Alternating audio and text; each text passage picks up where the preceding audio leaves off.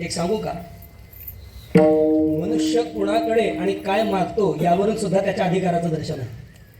मागे मी आता लोक बरंच काय काय लिहितात, मला म्हटलं आपण काय लिहावं, आपण विद्यार्थी म्हणून जगावं आणि विद्यार्थी मरेपर्यंत विद्यार्थीच असावं, अशी खरी ज्याला आयुष्यात मोठं व्हायचं त्याला उपाय आहे. मी झालो ऐसा जो म्हणे तो काही जिने कैसे बोलवरी वाचा बळे. मग त्यापेक्षा थोरपण परा सांडीचे आणि व्युत्पत्ती आगवी विसरीचे. जगा जय धा कुठे होईजे तै जवळी कमाची. तर ते मी फार कधी लिहित नाही आणि लिहिलं तर ते प्रकाशनाच्या म्हणजे त्या असं त्या 5 मध्ये जात नाही. म्हटलं आहे ते रावली सुरक्षित कधीतरी करू. हे सांगताना काय सांगायचं होतं तेच विसरलो. भजन करा.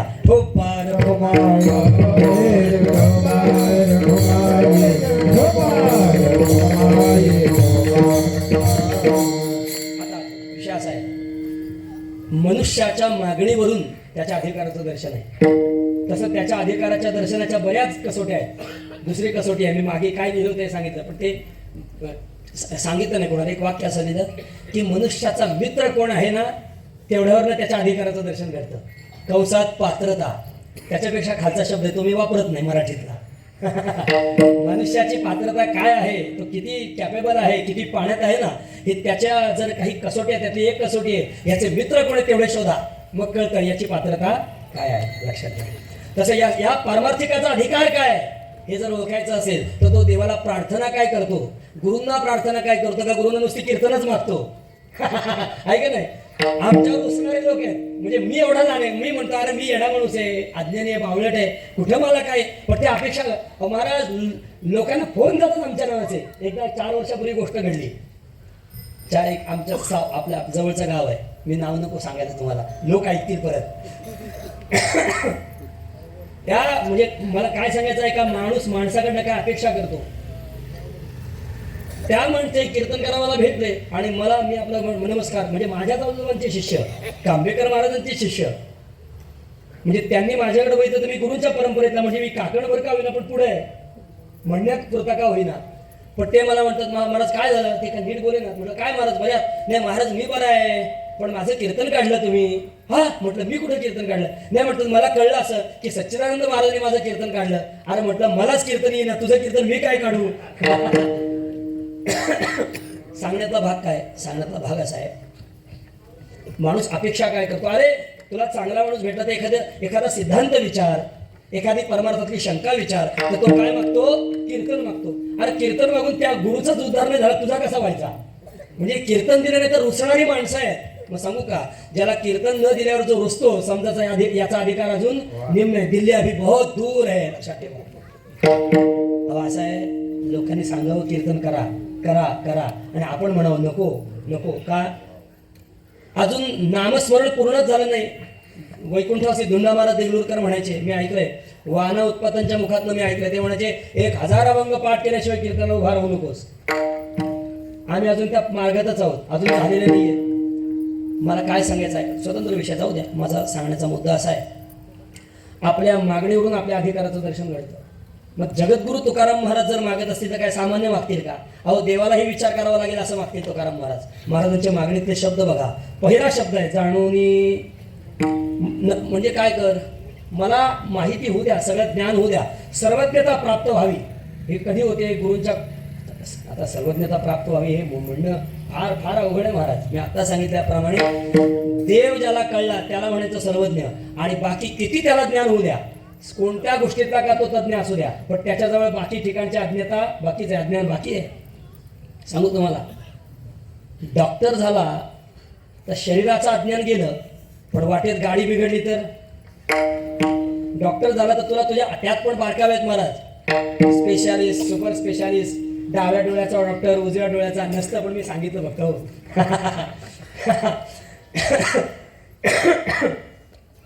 डॉक्टर झाला तर त्याला शरीरज्ञ असा शब्द इंग्रजीत, त्याला इंग्रजीत शरीरज्ञ असं म्हणतात, मराठीत डॉक्टर म्हणतात असं आहे. तर डॉक्टर झाला तर त्याला शरीराचं ज्ञान होईल, पण वाटेत गाडी जर बिघडली तर त्या गॅरेजवाल्या त्या मळके कपडे घातलेल्या माणसाला, अरे जरा गाडी बिघडली येतो का, तो म्हणतो थांबा हे गाडी उभी आहे, ती झाली का मग येतो. अडकला ना. बरं गाडीतलं ज्याला कळतं त्याला उद्या घरात राहायचंय, घर बांधायचंय, मग कोणाचे पाय धरावे लागतात? तो म्हणाल मी आर्किटेक्ट जरी झाला तो मापा पट्ट्याच घेऊन येणार आहे. ते बांधण्याकरता अंग वाकणारा गवंडीच पाहिजे, त्याला शरण जावं लागतं. लक्षात ठेवा. म्हणजे यावंती ज्ञानाने तावंती अज्ञानाने. लक्षात ठेवा, जगात जेवढ्या प्रकारची ज्ञान आहे तेवढ्या प्रकारची अज्ञान सुद्धा आहे. माणसं फुकट मिशीवर पीळ मारतात. महाराज कशा करता हो? अरे एक दिवस पोट दुखायला लागलं तर भला माणूस असा तो खाली बसतो आणि मग सांगतो काही ऐश्वर्याचा उपयोग नाही. त्याला विचारलं का हो, का एवढं पोट दुखतंय का? असं वाटतं झोपडी परवडली, हा बंगला नको पण पोट दुखी नको, असं म्हणतात का नाही? माणसं म्हणतात. तुम्ही आता म्हणणार नाही मला माहिती आहे, पण एक दाढ जर दुखायला लागली ना, दाढ रात्री, तर सगळे पितं आठवतात माणसाला. म्हणजे काय? एका क्षेत्रातलं ज्ञान परिपूर्ण जरी असेल तरी अख्खा व्यवहार अजून अज्ञानाने भरलेला आहे. पण या जगात एक ज्ञान असं आहे, एका ज्ञानाची जर प्राप्ती झाली ना महाराज, तर तो म्हणतात आम्हाला काही नको. तुकाराम महाराज काही नको, अरे देवही नको असं कोण म्हणू शकतं? फक्त संत म्हणू शकतात. तुकाराम महाराजांचा अभंग आहे, आता मला देवाची सुद्धा कीव भाकावी अशी अवस्था उरलेली नाही. तुका म्हणे कैची कीव आणि कोठे जीव निराळा, ही अवस्था आहे. पण कीव भागतात. आजचा जो अभंग आहे तो हाच आहे. त्यांना कीव भाकण्याची आवश्यकता नाही, पण कीव भाकण्याची प्रार्थना करण्याची आवश्यकता नसताना सुद्धा ते असं म्हणतात, जिव्हे गोड तीन अक्षरांचा रस, जिव्हे गोड तीन अक्षरांचा रस, जिव्हे गोड तीन अक्षरांचा रस, जिव्हे गोड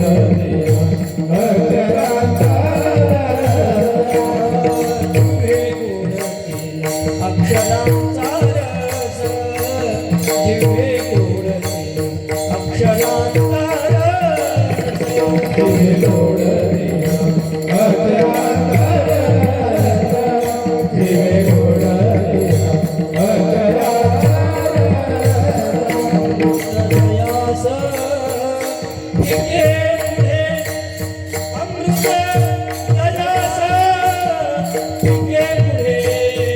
जिव्हे गोड तीन अक्षरांचा रस, जिव्हे पुढे अमृत रस, जिव्हे पुढे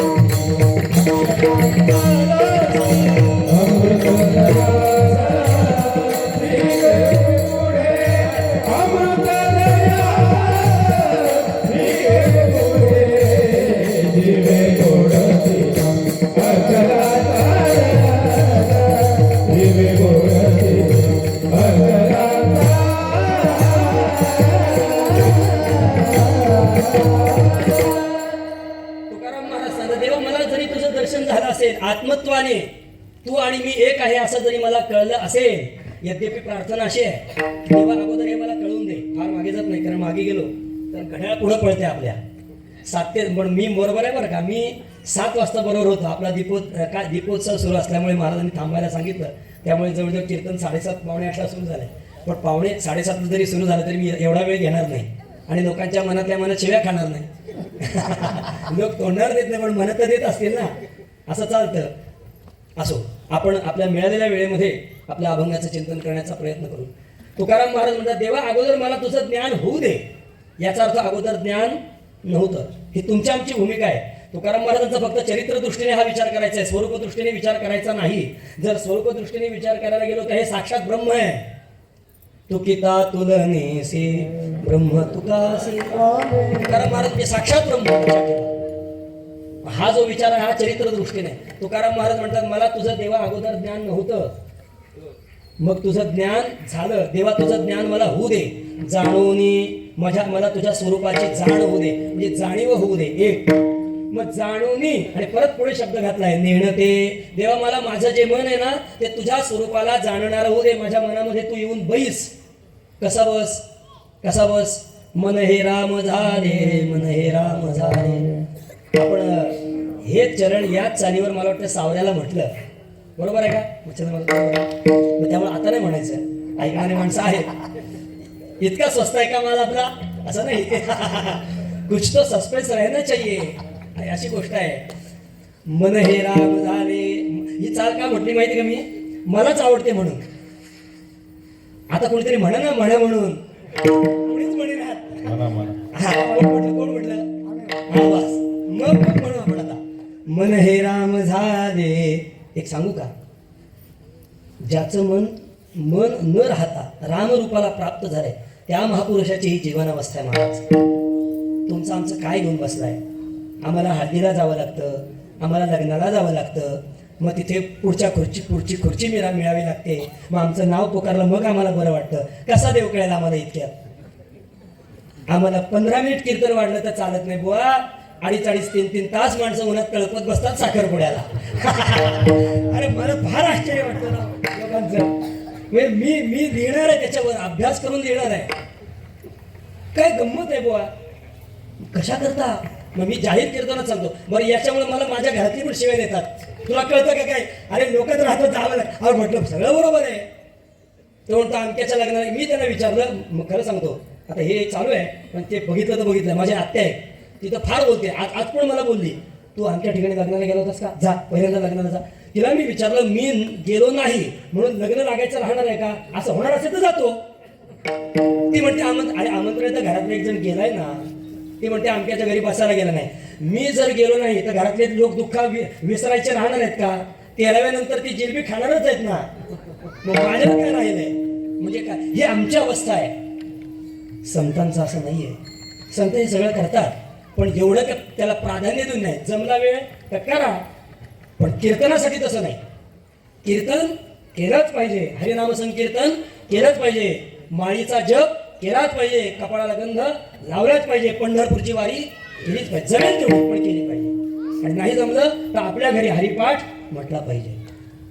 हे त्या महापुरुषांचा माझा विषय चालू होता. मन हे राम झाले, मन हे राम झाले, प्रवृत्ती ग्रासोनी कैसे निवृत्तीसी आले, प्रवृत्ती ग्रासोनी कैसे निवृत्तीसी आले, मन हे राम झाले, मन हे राम झाले, मन हे